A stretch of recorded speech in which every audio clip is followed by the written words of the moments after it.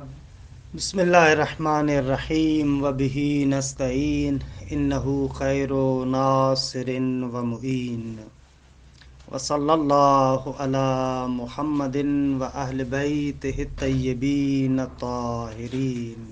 اللهم صل على محمد وآل محمد وہذا برہان قاطع اشیر الیہ فی الکتاب العزیز بقولہ اولم یکف بربک انہ علی کل شیء شہید وہو استدلال لمی والمتکلمون سلکوا طریقا آخر فقالوا العالم حادث فلا بد له من محدث فلو كان محدثا تسلسل او دار وان كان قديما ثبت المطلوب لان القدم يستلزم الوجوب وهذه الطريقة انما تتمشى بالطريقة الاولى فلهذا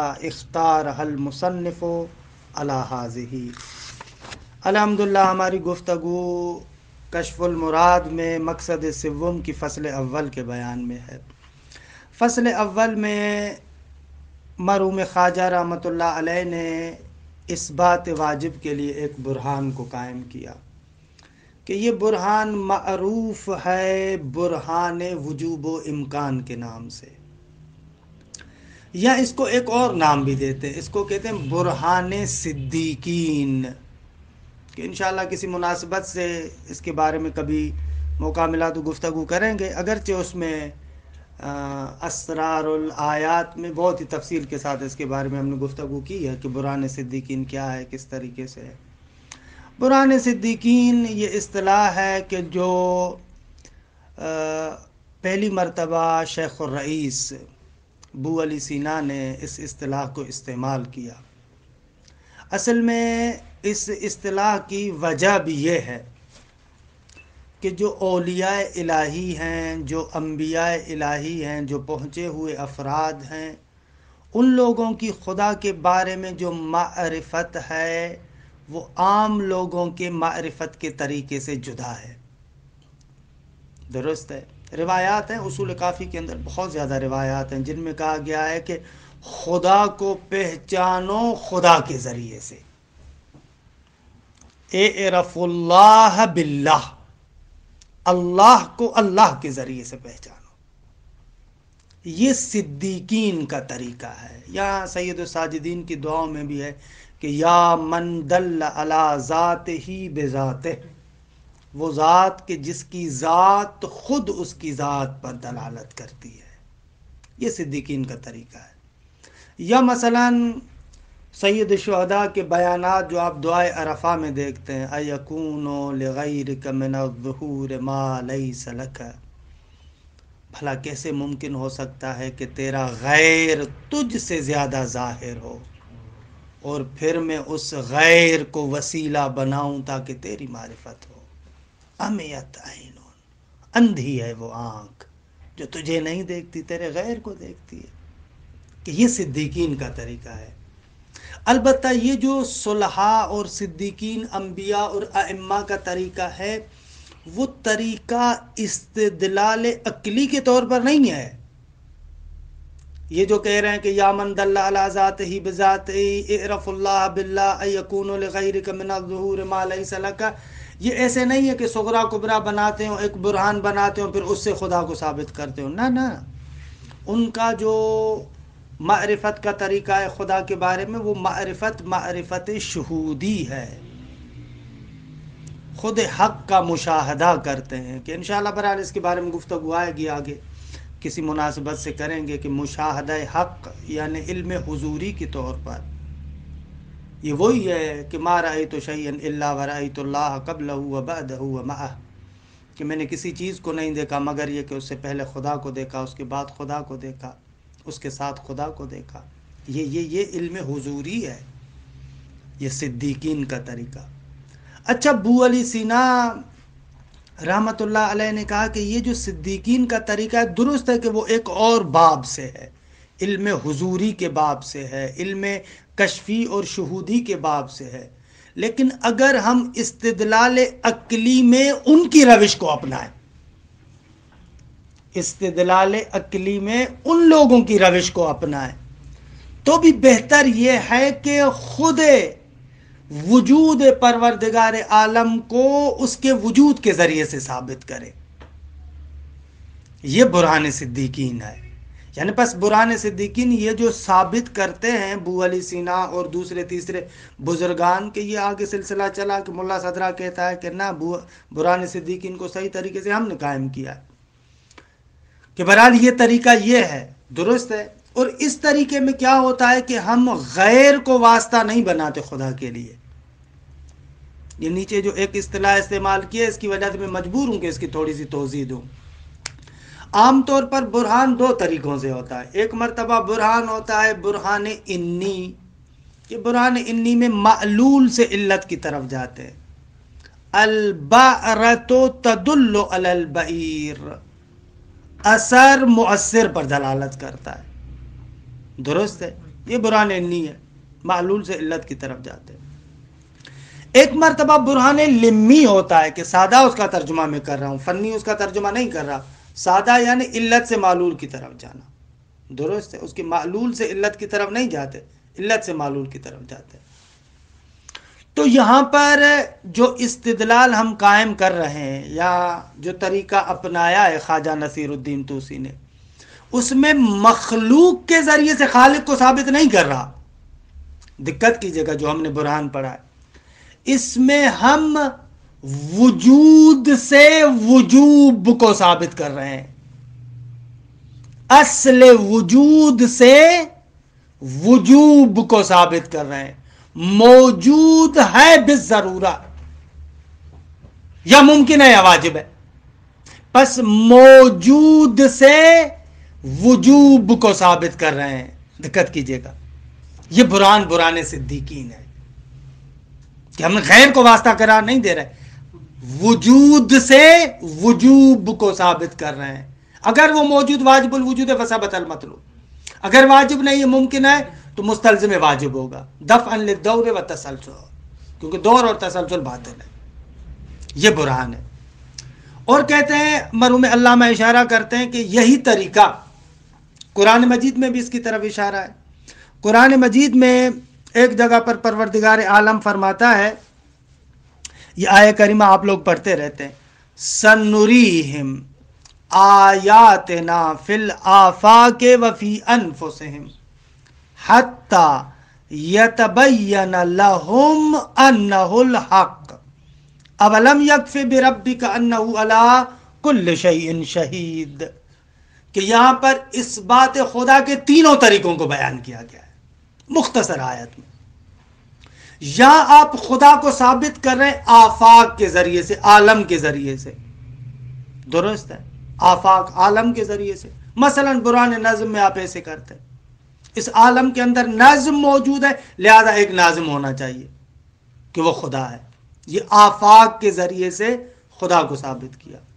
یا انفس، خود اپنی ذات کے اندر میں تأمل کرتا ہوں، میں پہلے نہیں تھا بعد میں وجود میں آیا، ظاہر سی بات ہے کہ میری علت وہ نہیں ہو سکتی جو مجھ جیسا ہو، حتماً خدا ہو، کہ یہ دوسرا طریقہ ہو گیا انفس کے ذریعے سے، خود نفس کے ذریعے سے۔ ان دونوں طریقوں کو کیا کہا؟ سنریم آیاتنا فی الآفاق وفی انفسہم، دو طریقے ہو گئے، یا عالم کے ذریعے سے خدا کو ثابت کر رہے ہو یا اپنے وجود کے ذریعے سے خدا کو ثابت کر رہے ہو، دو طریقے ہوئے۔ اچھا، وجود بھی نظم میں آ جائے گا نا، خود میرا اپنا، یعنی وہ اپنے حدوث کے ذریعے سے بھی آ سکتا ہوں، اپنی احتیاج کے ذریعے سے بھی آ سکتا ہوں کہ میں محتاج ہوں، اور ظاہر سی بات ہے کہ میری احتیاج کو پورا کرنے والا مجھ جیسا محتاج نہیں ہونا چاہیے، اگر وہ ہوگا تو اس کو بھی پھر ضرورت پڑے گی، حتماً ایک غنی اور بے نیاز ہونا چاہیے، کہ یہ ایک برہان ہے، درست ہے۔ دو، تیسرا یہ کہ نہ، حقیقت وجود پر آپ توجہ کریں، حقیقت وجود پر، اور اس سے وجوب کو ثابت کریں، کہ اگلا آیت کا جملہ یہی ہے، اولم یکف بربک، کیا کافی نہیں ہے تمہارے رب کے لیے، کہ یہ بازائدہ ہے، رب کا یکفے کا فاعل ہے، جیسے کفا باللہ شہیدہ میں عوامل میں پڑھتے تھے ہم لوگ، صحیح ہے. اولم یکفے بربک، کیا تمہارے رب کے لیے یہی کافی نہیں ہے کہ انہو، کہ وہ خدا، وہ تمہارا رب، علی کل شیء شہید. یہاں پر شہید بقول علامہ کے مشہود کے معنی میں ہے.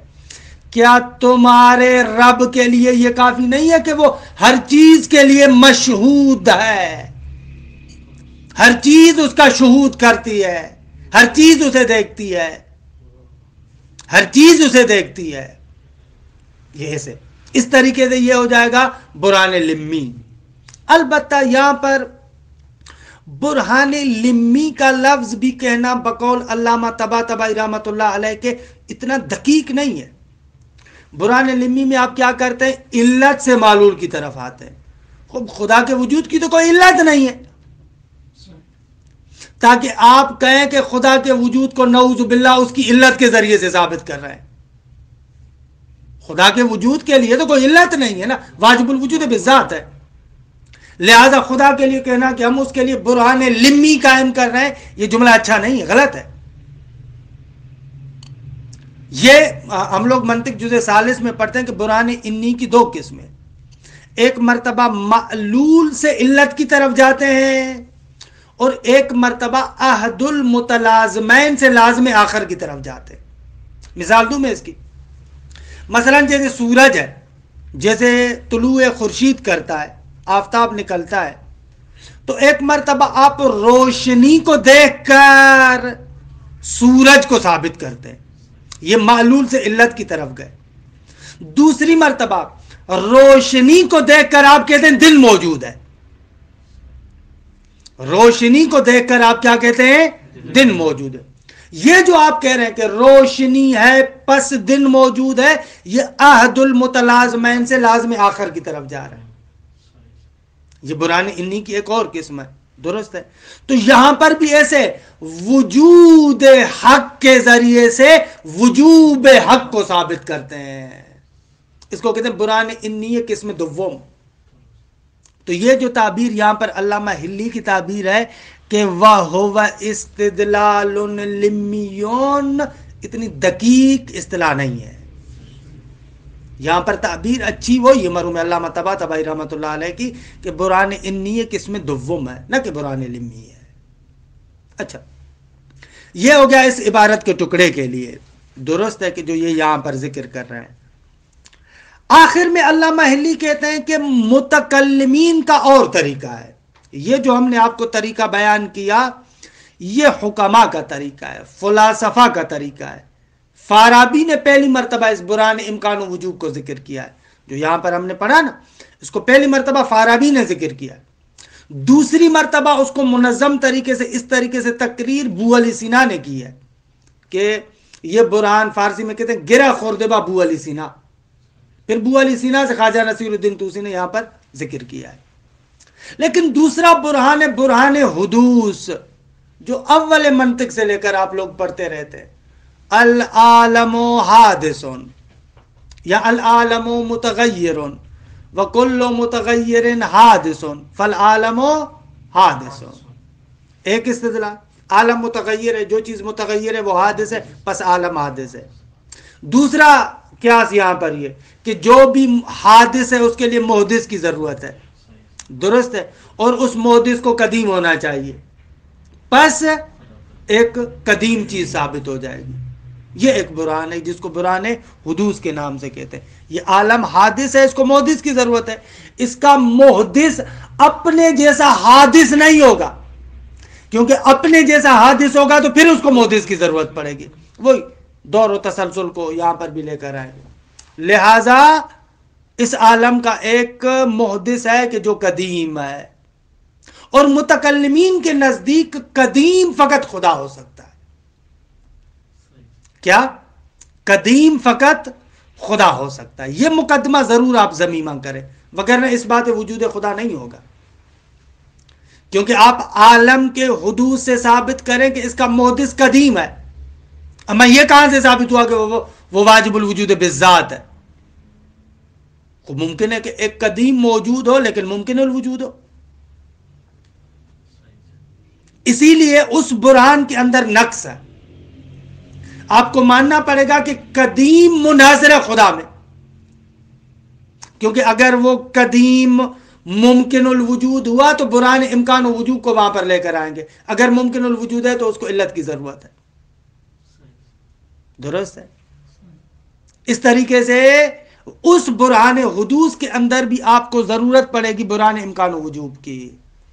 علامہ علی کہتے ہیں کیونکہ وہ جو برہان حدوث ہے اس کے اندر بھی بالاخره برہان امکان و وجوب کی ضرورت پڑتی ہے، لہذا خواجہ نے یہاں پر اصل برہان امکان و وجوب کو ہی ذکر کیا، برہان حدوث کو ذکر نہیں کیا، کیونکہ برہان حدوث اپنی جگہ پر ناقص برہان ہے. تکرار کی وجہ سے ہاں نا، کیونکہ اس میں پھر بھی ضرورت پڑے گی. برہان حدوث کے ذریعے سے آپ زیادہ سے زیادہ یہ ثابت کر سکتے ہیں کہ ایک محدث قدیم ہونا چاہیے. اما یہ کہاں سے ثابت ہوا کہ وہ واجب الوجود بذات ہے؟ اس کو ثابت کرنے کے لیے پھر آپ کو اس جگہ پر برہان امکان و وجوب کو جاری کرنا پڑے گا. اگر وہ قدیم ممکن ہے تو واجب بذات کی ضرورت ہے. لہذا اس برہان کے اندر تھوڑا سا نقص تھا، خواجہ نے اس برہان کو ذکر نہیں کیا. یہ تقریباً فصل اول ہے کہ فصل اول تمام ہو جاتی ہے. میں اس عبارت کو پڑھوں، پھر آخر میں چند مہم نکات کی طرف اشارہ کرتے، پھر فصل دوم میں داخل ہو جاتے. وَهَذَا بُرْحَانٌ قَاطِعٌ، علامہ علی فرماتے ہیں کہ یہ برہان قاطع ہے، یقینی برہان ہے. اُشِیرَ إِلَيْهِ فِي الْكِتَابِ الْعَزِیزِ، اس برہان کی طرف اشارہ کیا گیا ہے کتاب عزیز میں، یعنی پروردگار عالم کے کلام میں. بِقَوْلِهِ، اس آیت کے ذریعے سے کہ اَوَلَمْ يَكْفِ بِرَبِّكَ أَنَّهُ عَلَى كُلِّ شَيْءٍ شَهِيدٌ، کیا تمہارے رب کے لیے یہ کافی نہیں ہے کہ ہر چیز کے لیے مشہود ہے؟ کسی چیز کے ذریعے سے اس کو ثابت نہیں کر رہا ہے، بلکہ وہ خود ہر چیز کے لیے مشہود ہے. انشاءاللہ فلسفہ صدرائی میں آپ پڑھتے ہیں یا پڑھیں گے بدایہ اور نہایہ میں کہ ہر معلول کو اپنی علت کا علم حضوری ہے. انشاءاللہ جو آخر میں تتمے کے طور پر چند نقطے ذکر کر رہا ہوں نا فصل اول کے، اس میں اس کو بیان کرتا ہوں. وَهُوَ اسْتِدْلَالٌ لِمِّيٌّ، علامہ کہتے ہیں یہ استدلال لمی ہے. یہ آپ نے کہا کہ ہر جو ہے مثلا معلول جو بھی چیز ہے اس کے لیے مشہود ہے، اس کی کیا دلیل ہے؟ خود اس کی دلیل وہی میں نے عرض کیا نا کہ فلسفے میں یہ چیز ثابت ہے، کیونکہ ہر معلول علت کا وجود تنزل یافتہ ہے. وہ توضیحات یہاں پر نہیں دینا چاہتا. وَهُوَ اسْتِدْلَالٌ لِمِّيٌّ، بقول علامہ علی کے یہ استدلال لمی ہے، علت سے معلول کی طرف جا رہا ہے. کہ عرض کیا کہ یہ اتنا مزیدار نہیں ہے، علت سے معلول کی طرف نہیں جا رہا ہے، احد المتلازمین سے ملازم آخر کی طرف جا رہے ہیں. یعنی برہان انی قسم دوم ہے، نہ کہ برہان لمی ہے. والمتکلمون سلکوا طریقا آخر، متکلمین نے ایک اور طریقہ اختیار کیا ہے. فقالو، اور ان لوگوں نے کہا ہے العالم حادث، اگر حادث تو سمجھتے ہیں نا جو پہلے نہ ہو بعد میں وجود میں آئے، اسے کہتے ہیں حادث، پہلے نہ ہو اور بعد میں وجود میں آئے. فلا بد له من محدث، پس ضروری ہے حادث کے لیے ایک حادث کرنے والا. خوب وہ جو اس کو حادث کر رہا ہے وہ خود حادث نہیں ہونا چاہیے، کیونکہ اگر حادث کرنے والا خود حادث ہو تو یہاں دور لازم آئے گا یا تسلسل لازم آئے گا. فلو کان محدثن، یہ محدث ہے، پہلے والا محدث، یہ محدث اس میں مفعول. فلو کان محدثن، اگر وہ محدث ہو، تسلسل لازم آئے گا، او دار ہے یا دور لازم آئے گا. وَإِن كَانَ قَدِيمًا، اگر وہ محدث قدیم ہو تو ثبت المطلوب، مطلوب ثابت ہو جائے گا کہ خدا ثابت ہو گیا. خوب ممکن ہے کہ کوئی پلٹ کر کہے کہ آغا کوئی کہہ سکتا ہے کہ ممکن ہے محدث قدیم ہے لیکن ممکن الوجود ہے، برہان تو تام نہیں ہوا. علامہ علی اس کی طرف متوجہ، اگلا جملہ اسی کا جواب دے رہے ہیں. کہہ رہے ہیں کہ کیوں कैसे साबित होगा؟ इसलिए कि लिअन्न अल-क़िदम यस्तलज़िम अल-वुजूब, इसलिए कि क़िदम मुस्तलज़िम वुजूब है। कैसे मुस्तलज़िम वुजूब है? क्योंकि मुतकल्लिम कहता है खुदा के अलावा कोई भी चीज कदीम नहीं हो सकती। मुतकल्लिम के अकीदे के एतबार से बकाया तमाम चीजें हादिस है, कदीम फकत खुदा है। अगर आपने किदमत खुदा को साबित किया तो वजूद साबित हो जाएगा। इस नुक्ते को अल्लामा अली कह रहे हैं कि लिअन्नल क़िदम यस्तलज़िमुल वुजूब, मुतकल्लिम के नजरिए के एतबार से। उनके पास क्या दलील है कि खुद जो है अला वो अपनी जगह पर जैसे बाब हादी अशर में भी जिक्र करते हैं, वो कहते हैं कि अगर वो कदीम गैर खुदा हो तो लाजिम आएगा कि खुदा मजबूर हो, फ़ाइल मूजब हो। ऐसे कहते हैं, ऐसे कहते हैं कि अपने मकाम पर दुरुस्त। आगे फरमाते अल्लामा अली वहाज़िहि तरीक़तो, ये बुरहान हुदूस वाला तरीका, इन्नमा तुतमश्शा बित्तरीक़तिल ऊला, इस तरीके पर चला जाएगा पहले तरीके के जरिए से। क्योंकि जब आपने उस कदीम को साबित किया तो वहां पर बहस है, मुमकिन है वाजिब है। अगर मुमकिनुल वजूद है तो उसको इल्लत की जरूरत है कि इस तरीके में भी आपको फिर क्या है, उस तरीके ऊला की कुछ ना कुछ जरूरत पड़ेगी। फलिहाजा, इसी नुक्ते की वजह से कि इस बुरहान में बिलाखिर नक्स है, इम्कान वजूब को ज़मीमे के तौर पर लाना पड़ता है। इख्तारहल मुसन्निफ़ अला हाज़िही, बुरहान इम्कान वजूब को इख्तियार किया इस बुरहान पर, इम्कान वजूब को मुसन्निफ ने चुना इस बुरहान पर, इस बुरहान को जिक्र नहीं किया। खूब, ये तमाम हो गई बात। दो तीन नुक्ते अर्ज करता हूं कि जो इस फसल के आखिर में लाजमी हैं, क्योंकि हम लोग कोशिश करेंगे कि ख्वाजा नसीरुद्दीन तूसी के जो बयानात हैं, कश्फुल मुराद है, इसके बयानात को जिक्र करें, लेकिन जो ज़रूरी नुकात हैं और जो बहुत ज़्यादा तरक्की हो गई और बहुत अहम नुकात हैं, उन नुकात को हम हर बहस के आखिर में ज़रूरत के तौर पर हतमन जिक्र करेंगे ताकि बहस नाकिस ना हो। अवलिन नुक्ता जो यहाँ पर जिक्र करना चाहते हैं वो पहला नुक्ता ये है, आया खुदा के वजूद पर बुरहान कायम किया जा सकता है या नहीं। एक ये मसला, खुदा के वजूद पर बुरहान कायम कर सकते हैं या नहीं। आप हमसे सवाल करें कि आगा ये आप कैसी बातें कर रहे हैं, बहकी बहकी।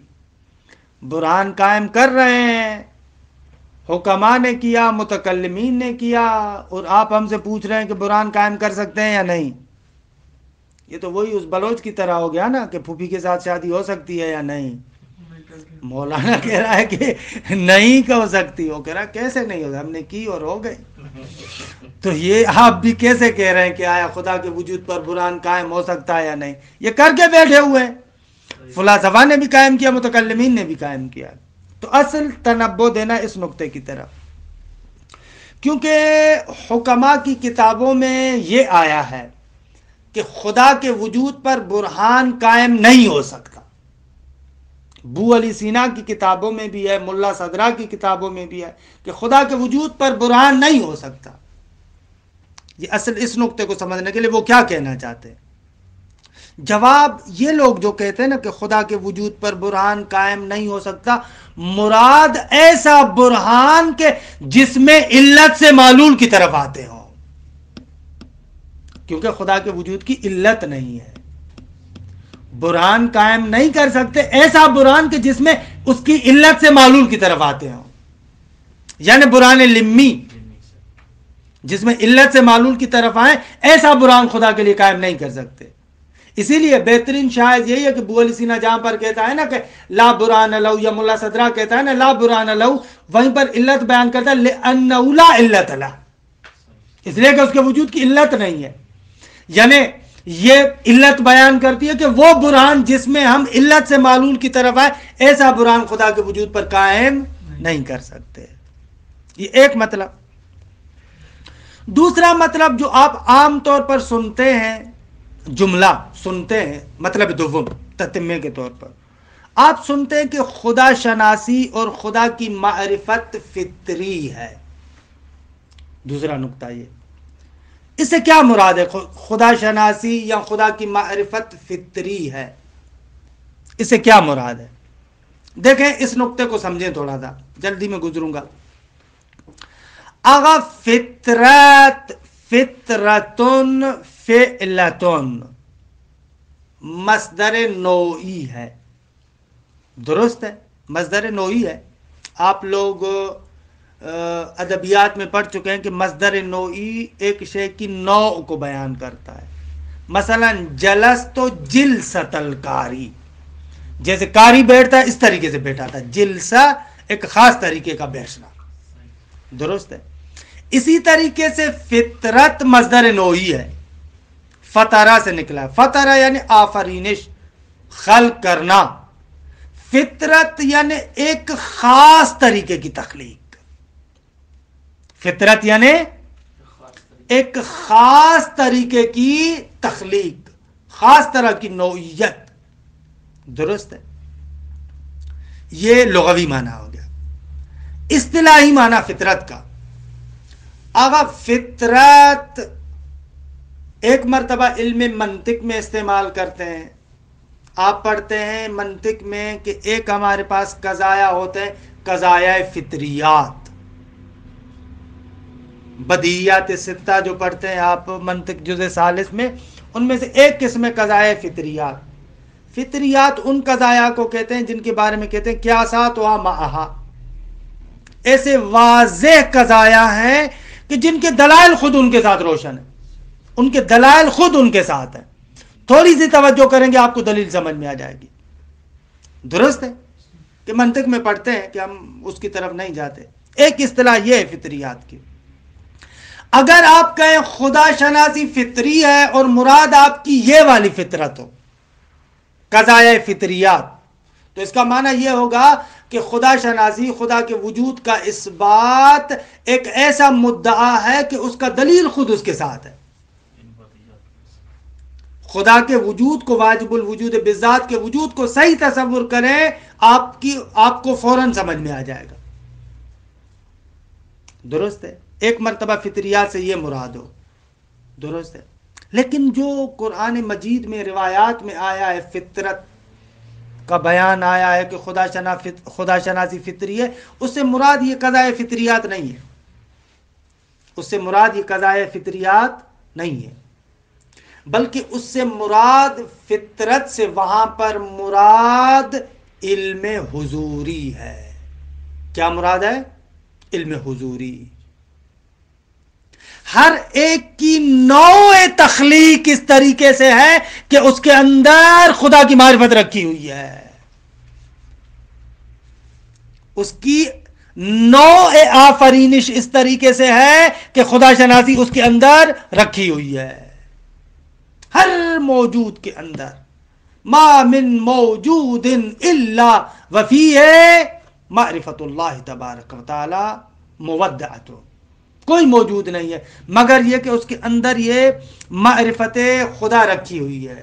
اما لیکن کیا ہوتا ہے، کبھی کبھار انسان اس دنیا کے زرق و برق میں اور عوامل خارجی میں اتنا ڈوب جاتا ہے کہ وہ معرفت جو علم حضوری کے طور پر ہے نا، وہ انسان سے مخفی ہو جاتی ہے،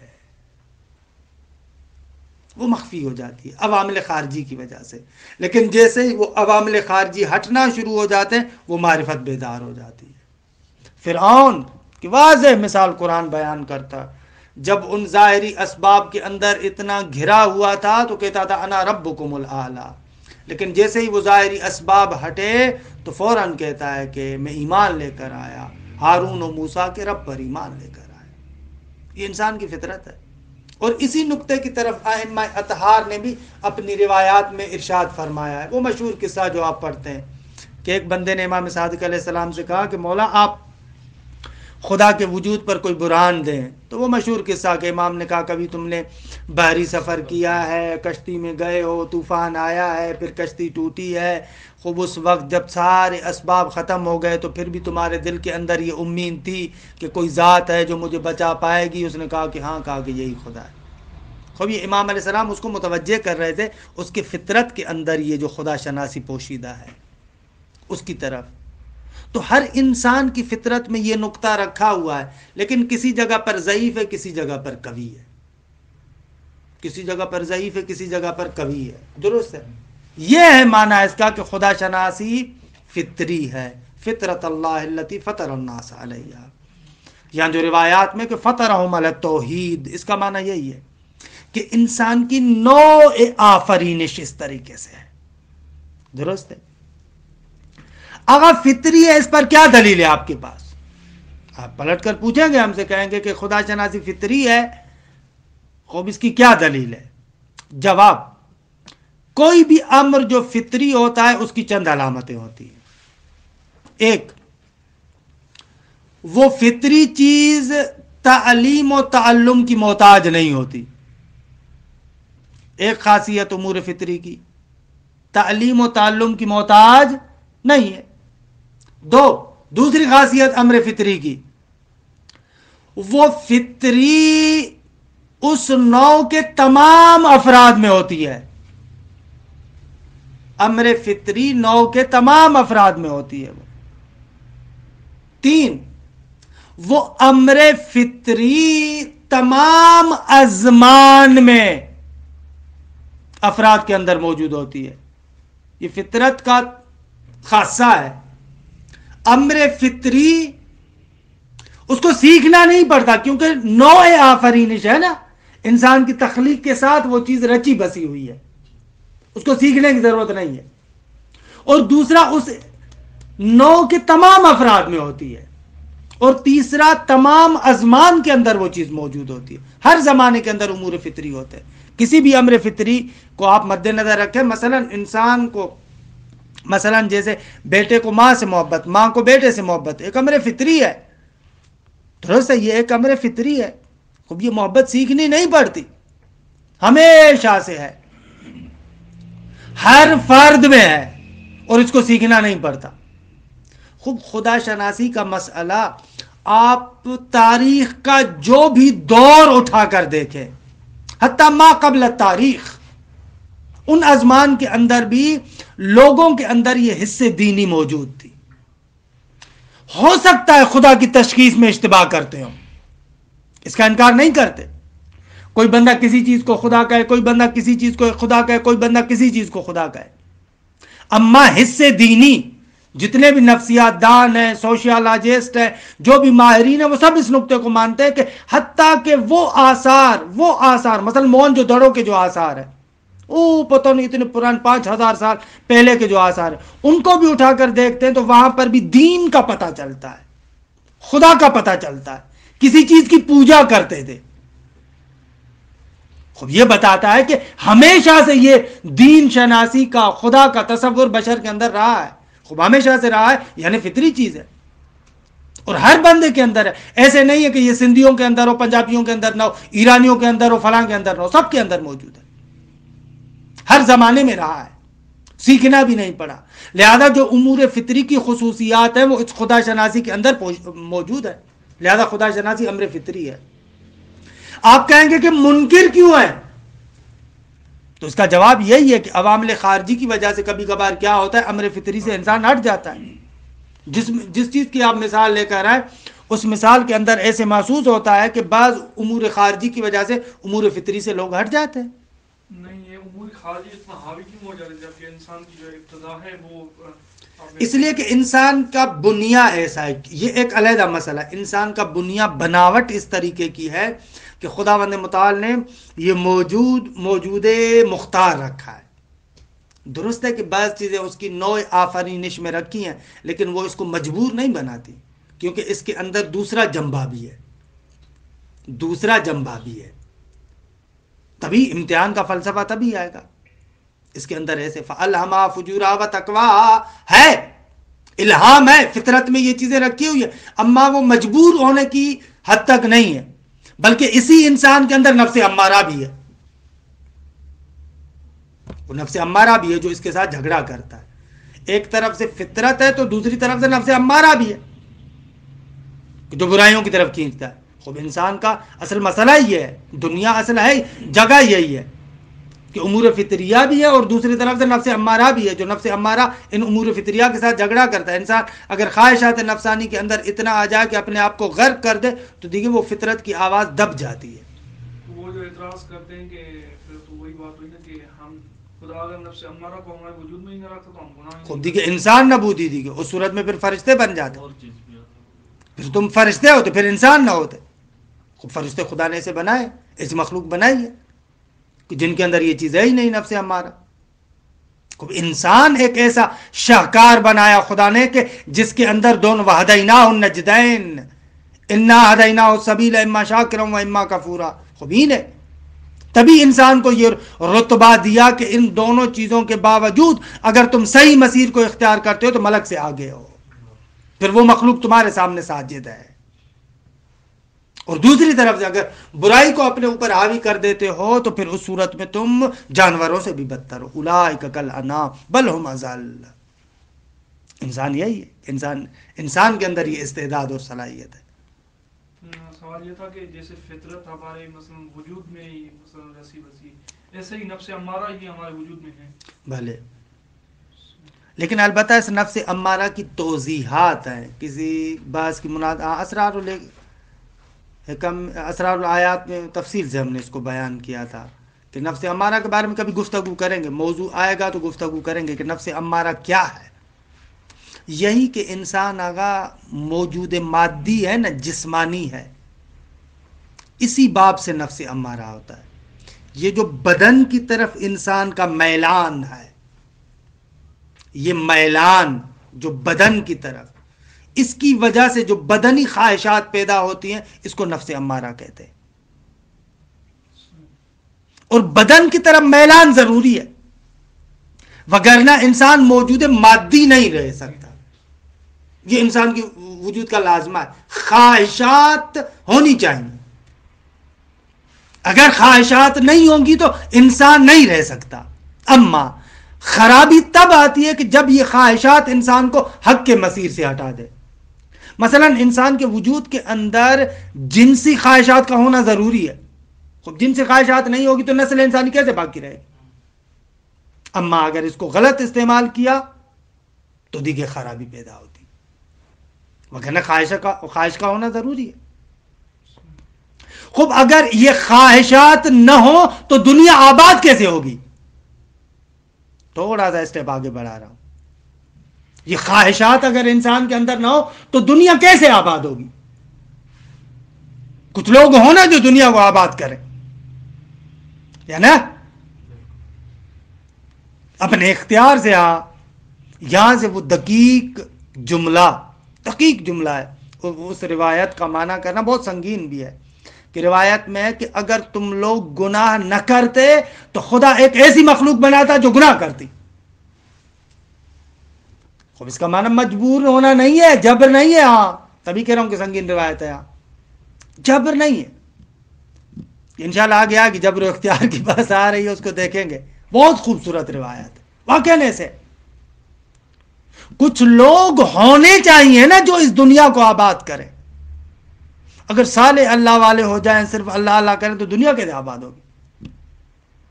سب غاروں میں بیٹھے ہوں، سب فلاں جگہ پر بیٹھے ہوں، دنیا کیسے آباد ہوگی؟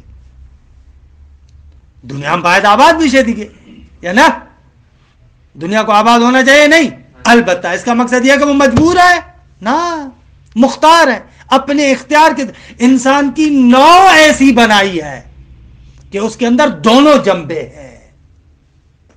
کچھ لوگ اپنے اس مادی جنبے کو اتنا حاکم کر دیتے ہیں کہ خوب دیکھیے اس کا نتیجہ یہ ہے، جو دنیا پرست لوگ ہیں اگر وہ دنیا پرست لوگ نہ ہو تو اتنے محلات یہ وہ فلاں یہ چیزیں کیسے بنے گی؟ البتہ یہ جسے کہتے ہیں نا کہ یعنی واقعاً بال سے زیادہ باریک اور تلوار کی دھار سے زیادہ تیز ہے. دقیق اس کو تصور کریں. اما مانا شین نیز کہ جب مجبور ہو، نہ مجبور نہیں ہو. لیکن دوسری طرف سے مشیت الہی بھی ہے. یہ اس آیت پر ذرا غور کیجیے گا، لقد ذرأنا لجہنم، ہم نے بنایا ہے اصلا جہنم کے لیے ان کو. ذرأنا لجہنم، جہنم کے لیے بنایا. بھلے مجبور ہے نا، عجیب ہے نا. پوری مخلوق نہ نہ نہ نہ کثیر من الجن والانس، بہت سارے جنوں اور انسانوں میں سے بہت سارے لوگ ہم نے جہنم کے لیے بنائے، جہنم کے لیے بنائے. اما وہ جہنم اپنے لیے بنا رہے ہیں اپنے اختیار سے، اپنے ارادے سے، کہ انشاءاللہ قضاء و قدر کی عمیق بحث، دقیق بحث، شریف بحث، خیلی خوب بہترین بحث ہے قضاء و قدر کی. یہاں سے سمجھ میں آتا ہے قضاء و قدر کی بحث کتنی سنگین ہے.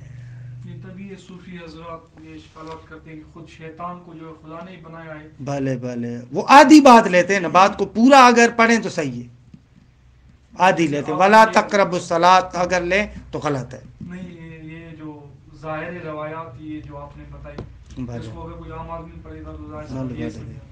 بھلے اگر اس کو غلط معنی میں کریں گے تو غلط ہے، صحیح کریں گے تو صحیح ہے. یہ دوسرا نقطہ کہ تقریباً وقت بھی تمام ہو گیا کہ یہ خدا شناسی کے بارے میں کہ خدا شناسی فطری ہے. تیسرا اور آخری نقطہ، 5 منٹ صرف لے رہا ہوں میں آپ کے، وہ نقطہ یہ ہے کہ عام لوگوں کے ساتھ جب آپ گفتگو کریں، بحث کریں، تو خدا شناسی کے لیے سب سے بہترین برہان عام لوگوں میں برہان نظم ہے. وہاں پر بیٹھ کر وجوب و امکان و ان چیزوں کو بیٹھ کر ثابت کریں، دیکھیے لوگ نہیں سمجھتے آقا. وہاں پر بہترین برہان برہان نظم ہے. عالم کے اندر نظم موجود ہے. عقل کہتی ہے کہ نظم ناظم کے بغیر نہیں ہو سکتا.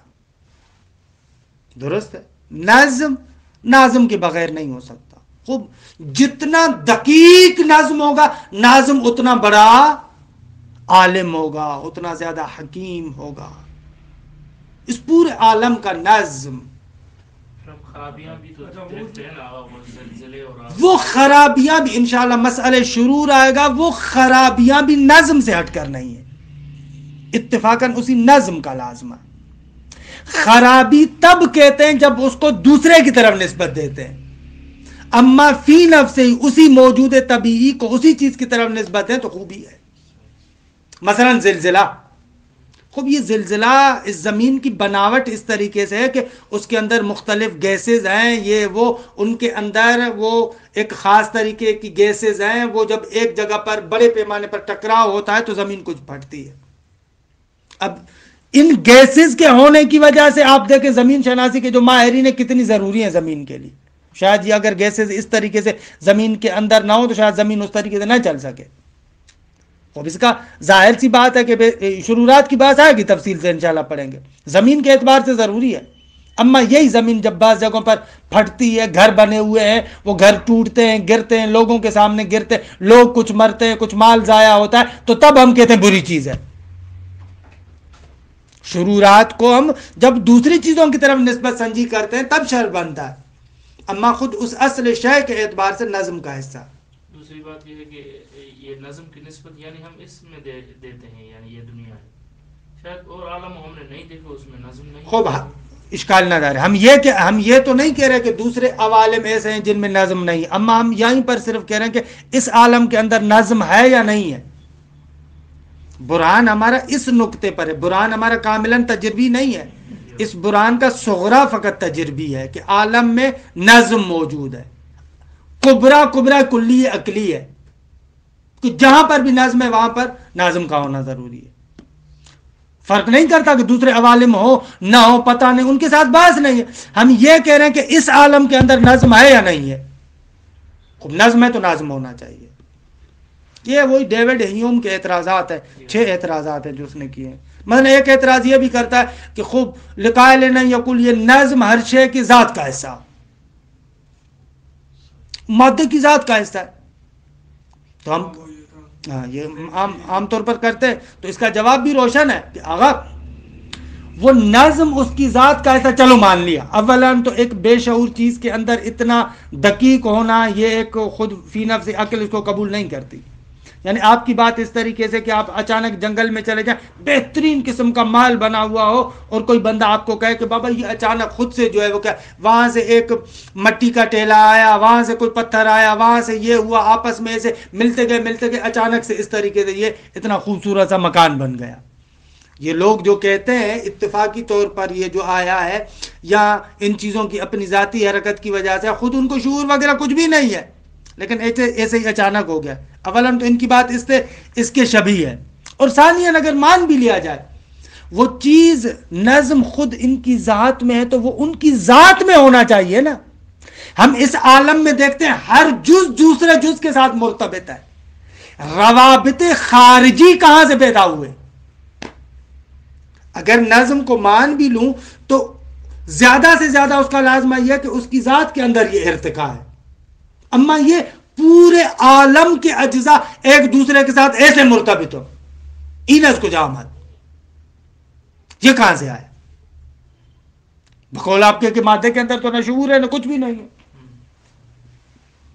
خوب یہ برہان نظم خوبصورت برہان ہے واجب الوجود کے اثبات کے لیے. خوب تقریباً یہاں پر اس فصل اول کو تمام کرتے ہیں. بعض نکات اور بھی ہیں لیکن ان نکات کو چھوڑتے ہیں. کل سے انشاءاللہ ہم فصل دوم شروع کریں گے کہ جو صفات باری کے بارے میں ہے. البتہ اس میں عرض کر دوں کہ سوال جس جگہ پر بھی ہو، جیسا بھی سوال ہو، حتماً آپ سوال کیا کریں. ہاں ٹھیک ہے. وصلی اللہ علی محمد و اہل بیتہ الطیبین الطاہرین. اللہم